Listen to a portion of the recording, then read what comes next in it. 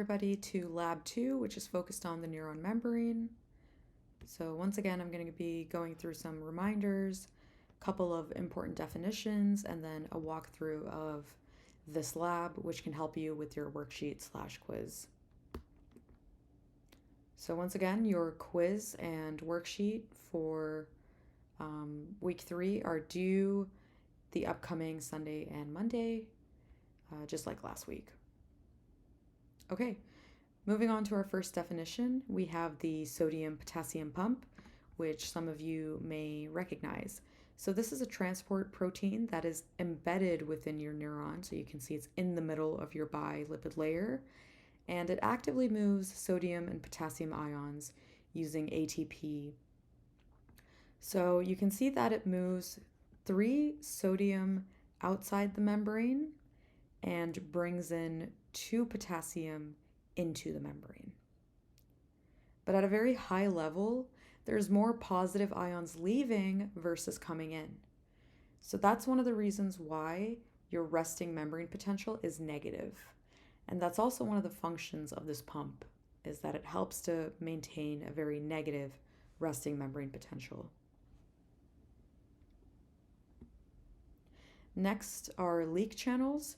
So these are kind of like your happy-go-lucky channels. They're always open and they allow any kind of ions to flow through them. They're the simplest type of ion channel, and as you can see in this picture, they're actually color-coded. So your sodium would only go through one kind of channel and potassium through the other. Next, we're going to shift a little bit into some electrical circuit theory. And I'm going to introduce the idea of an electrical component called a capacitor. So a capacitor stores electrical energy inside it. So the structure consists of 2 conductive plates, which you can see here on the left, that are separated by a distance d in between them. And that middle portion here is usually filled with an insulating material called as a dielectric material. So when you apply a voltage to your capacitor, like on the right-hand side here, you have a battery at the bottom. When you apply a voltage, you have charge that accumulates on both sides of your plate. And the opposite charges also accumulate within the dielectric or insulating material. So in this way, your capacitor stores electrical energy inside it. So it's essentially a storage device. So the way we measure how good a capacitor is through capacitance. So capacitance is the ability of a material to store electrical energy, and it is measured in farads. Now, the capacitance of a capacitor depends on several things, including the area, the distance between the plates, and the dielectric material constant, which we don't cover in this class. But essentially, if you have a larger capacitor with a larger area, you can imagine that you can store more charge in between these plates. So this large capacitor would have a higher capacitance. In the same manner, if your plates have a smaller distance in between them, they can hold more charge compared to 2 plates that are further away from each other. So that really brings about the question as to why we even care about electrical theory or electrical circuit theory in a neuroscience related class. So that's because your neuron membrane can be related directly to a capacitor. So on the right side, let's say you have a very small neuron that has a small area versus a large neuron with a larger area. I want you to take a second and think about which one would essentially have a higher capacitance. Which one do you think stores more charge? So you can pause the video or have a think about it. Just based on this part on the left here alone, you should be able to answer that very intuitively.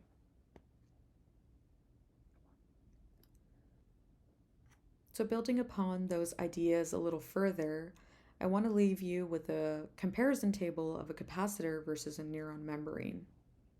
So I won't go through the entire table, so feel free to just pause the video and read both columns, and hopefully this helps you to understand and see the similarities between these two ideas.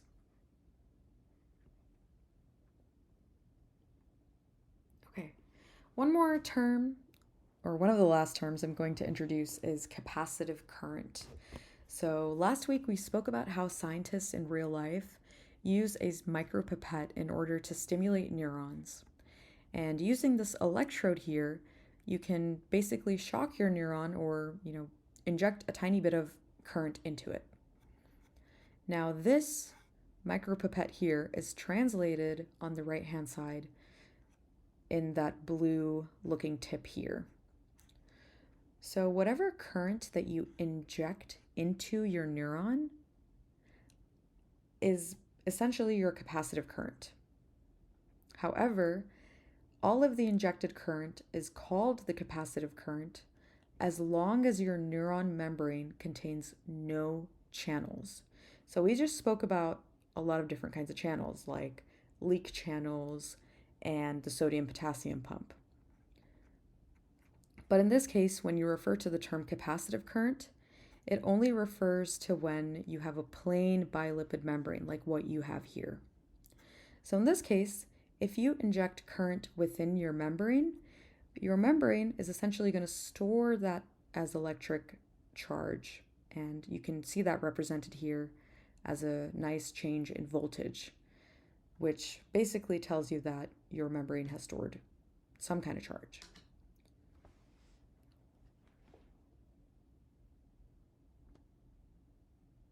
Another way to look at capacitive current is through a bucket. So you can imagine that your neuron membrane is kind of like a bucket or a capacitor because it stores energy, or in this case, it stores water. And you're stimulating current, which is what you're shocking your neuron with or injecting your neuron with current. I like to use the word shock, but you're not really shocking it. The current that you're applying is kind of like adding water to this bucket. So the more current you apply, the more your capacitor is going to store that charge. Now, the diagram that I have on the right-hand side here is an ideal capacitor or an ideal neuron membrane, in the sense that you have no ion channels. So any amount of current that you inject into your neuron is going to be captured by this perfect bucket. None of it is going to be leaking out. So the more current you apply, the more your bucket is going to fill. So in that sense, your neuron membrane is like a bucket of water or a bathtub. However, in reality, your neuron membrane is not going to be perfect like what you see on the left-hand side there. In reality, you have these ion channels or pumps like what we just spoke about. And because of that, when you try to fill your neuron membrane or you try to charge it with your ions, like as you can see here, some of it will be leaking out because of those leak channels or those pumps, as you can see by this picture here. Now, once again, I want you to try and imagine which bucket do you think is going to fill faster? The ideal plain bilipid membrane on the left-hand side that has no leaks, or the one on the right-hand side that does have leaks? So take a moment to think about that. And this idea will help you as we move along further within this lab. One last definition here before we go ahead and move on to the walkthrough, and that is the Hodgkin-Huxley equation. So back in the 1960s, you might have already heard about this in class, but Hodgkin and Huxley discovered how action potentials are initiated and propagated, and they essentially made this one giant equation that captures all of the various ionic mechanisms that happen within an action potential. So in this case, the equation that we see here takes into account the capacitive current, which is what we just spoke about, the potassium current due to the potassium ions, sodium current, and then those little leakage currents that we also spoke about previously. So you'll see this kind of pop up towards the end of the class. So it's just something to be aware of and keep in mind. Okay, so let's move on to our lab. Okay, so let's go ahead and get started. The first thing you want to do is press the membrane tutorials in your homepage. And from this point onwards, I'm going to assume that you've already walked through the NIA introduction tutorial. So I'm going to scroll down and start the simulation. So once you start the simulation, you'll see that you have 3 different control panels that pop up, some of which might look familiar to what you saw in Lab 1. So to begin with, we're going to press the plain bilayer membrane. And once you press that button, you'll have this voltage versus time graph pop up. And to begin with, you'll see that the graph is empty because we haven't run our experiment. Now, this is the simplest experiment possible that we're going to run in this tutorial. And essentially what we're going to do is deliver a current pulse to the membrane and observe the rate of change of voltage across the membrane. Okay, so to begin with, let's go ahead and press the reset and run button. So this black line is the voltage versus time graph. And as you can see, it kind of ramps up linearly and then reaches a steady value. And that change occurs when you turn on your current and then turn off your current.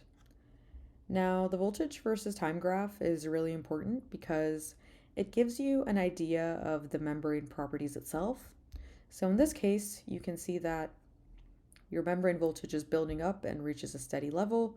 So that tells me that this is an ideal plain bilayer membrane without any kind of leakage channels. Now, later on in the experiment, we're going to add a couple of leak channels and play with some pumps, and that's when you'll notice that this graph won't be linear anymore. So to calculate the change in voltage versus time, there's 2 different ways to do it. The first one is to calculate the slope of this black line, which you can do by just pressing on 2 points within your graph. So here I have 11.1 and 200, and at the bottom I have 1, 0. So that's one way. And the second way to calculate dV over dt is by using the formula that we were given within the lab itself in the explanation that I gave previously. And the formula that you use is going to be dV over dt is equal to I cap over C. To get your value for I cap or capacitive current, you're going to press the capacitive current versus time and membrane parameters. I'm going to reset and run again. Now you see that your second graph down here for the capacitive current density has appeared.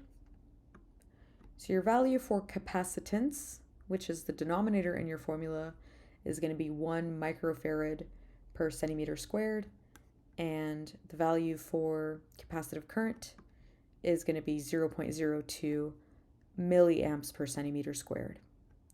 So I'm going to pop up this slide that gives you a very high-level explanation of what I just spoke about and a couple of hints on how to solve question 2. So please feel free to stop the video right now and take a guess on how to solve this question. Let's go ahead and move on to question 3, where we're going to start adding a sodium-potassium pump onto our voltage versus time graph. So this is where we're at, and I'm going to click the Keep Lines button here at the top, and I'm going to press the Add the NA/K pump here on the left in my panel. Once I do that, you'll have another graph pop up. I'm gonna keep that over here. And then let's go ahead and press reset and run. So you'll notice that you have another line popping up on your main initial graph up here. You can work with either graph to compare, meaning you can use the blue one down here as well, but just so that you can compare both of your graphs directly, you can have a look at the top one here. So to zoom out, I'm going to press and hold the white box and press view plot. There you go. So this is the plot now, and just to change the color of our new line, I'm gonna go ahead and do that. Okay, great.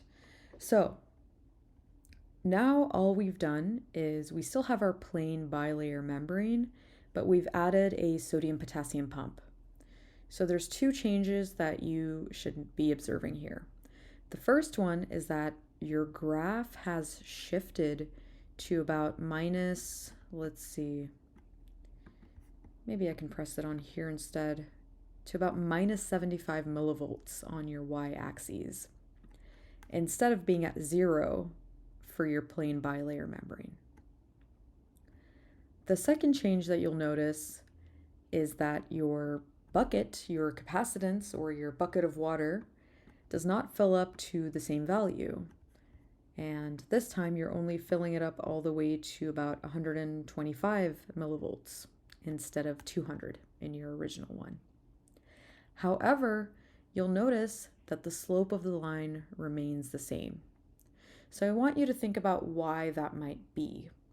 Why is the slope the same, but everything else changes? And to give you a little bit of a hint on why that is, feel free to refer back to the theory that we spoke about on the sodium-potassium pump and what its main function is. Just highlighted that here. So that can give you an explanation as to why the graph shifted downwards to begin with. But also think about why the graph is still very linear. It still has that linear ramp trend that you can see. Okay, so let's go ahead and move on to question 4, where we're going to be adding some leak channels. So I have everything set back to default right now, and I'm going to press the third button on the left here, which says Add Leak Channels. Now, initially my graph is empty. Once I press Reset and Run, you'll go ahead and see a new curve in red. Okay. So this is our new curve, and if you compare it back to the sodium-potassium pump only curve, you'll see that this one is a lot different. It doesn't ramp up linearly, rather it kind of curves and reaches a steady value before going back down again once we turn off our stimulus current. So the first thing you want to do is find the voltage at rest and the voltage at the maximum voltage of this curve, or Vmax. So for me, that's going to be minus 70 millivolts at rest, and Vmax is going to be roughly minus 6.7 or 6.8 millivolts. So this question asks you to calculate the amplitude of that voltage peak that you have here, as well as the time constant. So I'm going to go ahead and pull up a slide that helps you with that calculation. Once again, I have my Vrest and Vmax, and I subtract both of those values to get the amplitude of that curve. And the second part is to calculate the time constant, which is the time from the beginning of your stimulation current, which is 1 millisecond in our case, to the time that it takes to reach 63% of your amplitude. So the first thing you want to do is find that voltage, which is 63% of the amplitude. So for me, all I did was plug in my value for amplitude into this equation. So you can convert 63% into 0.632. And the final value that I got once I added that to my resting potential is minus 29.98 millivolts. Now, The second thing you want to do is identify the point in time on your voltage time graph where the voltage hits exactly minus 29.98, or as close as possible. So if I go along my graph here, I want to reach 29.98. Let's see, so that is roughly 4.075 seconds. So I've noted that down that time. So the time at which the voltage is minus 29.98 millivolts is 4.05 milliseconds. Now all I have to do to find the actual time constant is to subtract this value in milliseconds from our initial onset delay. So that officially gives me a time constant of 3.05 milliseconds. Now, one thing to keep in mind is that these are my values that I got from my simulation. I do know that it differs or can differ slightly depending on how you read your graph and what values you get. Okay, now let's go ahead and move on to question number 5, where we're going to be adding some Hodgkin-Huxley channels. So now with my panels, I've set everything back to default, and I'm going to go ahead and click Add HH Channels, which stands for Hodgkin-Huxley, and I'm going to go ahead and press Reset and Run. So this time what's interesting is that you have 2 action potentials that decrease in amplitude over time and eventually kind of dip off. What's also interesting is that when you press the capacitive current versus time, let me go ahead and reset and run this for you. You'll notice that the capacitive current is also spiking alongside the action potentials. So let me go ahead and, there we go, put that alongside here, and you can compare both the capacitive current along with the action potential side by side. So you can see here that your current also spikes alongside your action potentials before decreasing. And one more thing to notice is that your resting membrane potential is now a little bit lower than minus 70. It's now at minus 65. So there's a couple reasons behind this, and that goes back to the initial theory that we spoke about related to the Hodgkin-Huxley model. So really, in the case of the theoretical HH model, if you increase the duration of the stimulus current injection, you would see repetitive spiking for as long as the stimulus is present. However, this doesn't occur in a real neuron. Now remember that NIA simulates a real neuron, so this is reality. Now the reason why the HH model doesn't account for this decrease is because it assumes a constant intra and extracellular ion concentrations. But in reality, each action potential causes a slight increase in the sodium and potassium concentrations. And over time with repetitive spiking, these ion concentration changes accumulate, which essentially makes it harder to reach the spike threshold. And that's why over time, you don't get action potentials. So again, back in the day when Hodgkin and Huxley created their equations, it just didn't account for those accumulation in ion concentrations. So that's question number 5. Finally, I just want to end with a little bit of a summary of what we did in this experiment. So the first thing we did was the black line, which is a plain bilayer membrane, and in this case, the voltage rose as a linear ramp. Then we added some leakage channels, which is represented by the brownish line over there. And for this one, the voltage initially is slightly linear, and then it deviates and reaches a more steady state level before decaying back after the stimulus current stops. Finally, the red line shows you the effect of adding HH channels, which are essentially voltage-gated sodium and potassium channels. And in the final experiment, you can see that we've triggered some action potentials. So that's it for Lab 2. Thanks.